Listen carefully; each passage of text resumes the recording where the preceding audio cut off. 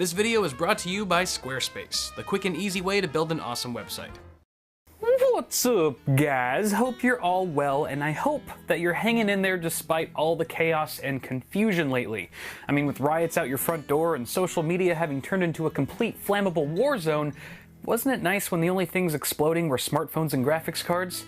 Now, I can't fix the world's problems. Hell, I can barely tie my own shoes. That's why I keep them permatide and wear them like slip-ons. But anyway, in a time where the human race is more divided than ever, it's comforting to know that this community stands united in our love for technology. So let today's video be a common ground that we can share and appreciate together, even if it's just for a few minutes. Now that said, let's move on quickly before we start singing Kumbaya, because f that noise. So following my review of Nvidia's budget-based GTX 1050 Ti, which I benchmarked inside of my high-end silver build for testing purposes, it was clear to me that the mashup of hardware might not be the most realistic or sensible configuration for an entry-level gamer. So today we're re-benchmarking this Pascal card inside of a budget rig that I put together for just north of $400 on PCPartPicker at the time of filming.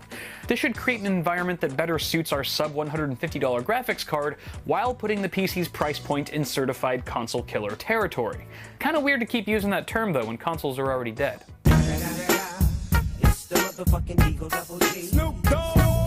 Today we'll also be comparing the frame rates between this PC and the one in my initial review to see how much the GTX 1050 Ti is crippled by lower end components. So starting with our only constant in this test, we of course have the MSI GTX 1050 Ti, which retails for just $139 USD.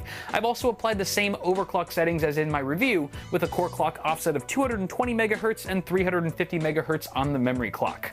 On the CPU front, AMD continues to be a crowd favorite for these budget builds, so here we have the Athlon X4 860K. At $100 it packs in quite a decent value for a quad-core chip. However, it'll probably be the biggest culprit behind any performance dips coming from the silver build with its overclocked Core i5 6600K, especially in CPU-intensive titles.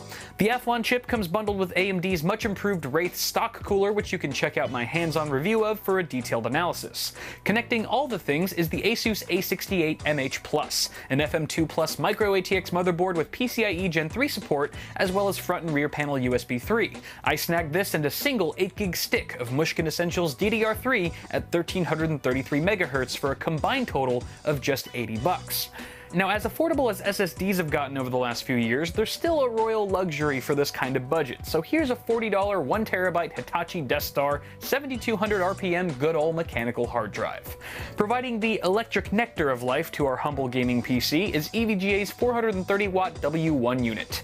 For $30 you get a 120mm double ball bearing fan, 80+ white certification, and a power supply that won't cause a nuclear meltdown. Last but not least, we have one of my favorite budget micro ATX chassis, the Core 1000 from Fractal Design. A steel internal frame, front panel USB 3, and included 120mm intake fan aimed right at the GPU make this case a solid value for the $30 I paid for it, totaling the final cost of this build to just $413. Here's a side-by-side look at the specs for today's build and the one I tested in my review. Besides the graphics, the hardware in these rigs couldn't be further worlds apart, so it'll be interesting to see how they stack up with the same video card. All tests were run at 1920 by 1080 with the Nvidia 375.57 Wickle driver on Windows 10. Ladies and gentlemen, I now give to you the gift of benchmarks.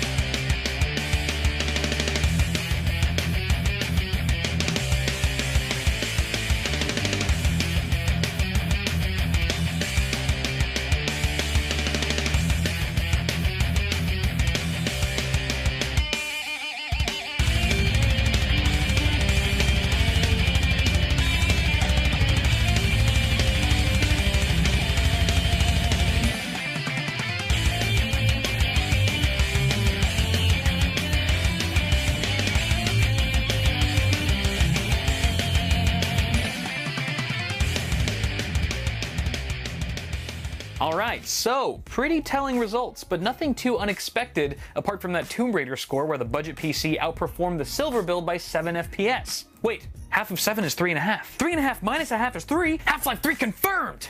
Ha! This is Lord Gaben confirming that you are wrong. Damn it! Oh, well, at least we have the Steam controller still. Thanks for that. So I can't really pinpoint the cause of this anomaly with Tomb Raider, but what we do know is that the budget rig's average FPS barely flinched in some titles and saw as much as a 38% decrease in others when compared to the silver build.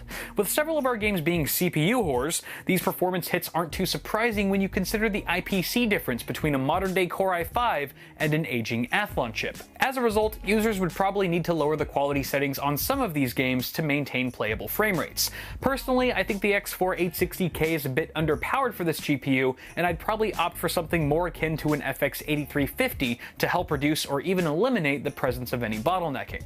Be that as it may, this little budget system here scored over 50 FPS on average in 5 of the 7 games, 3 of which were on Ultra. I mean, bear in mind that these are also some of today's most demanding titles, so the fact that this $400-something PC can take on AAA gaming is quite a testament to the GTX 1050 Ti's capabilities as an entry-level 1080p card that makes the budget VGA market all the more competitive. Meanwhile, the 3 high-end Nvidia cards who have still found 0 matches on Tinder have since resorted to circle jerking. Besides gaming, there's a ton more you could do with this budget PC, like browse the web, draw a picture, or build a website with Squarespace. I've tried making websites with other services or software in the past, and I remember the frustration I felt trying to get the exact look that I wanted.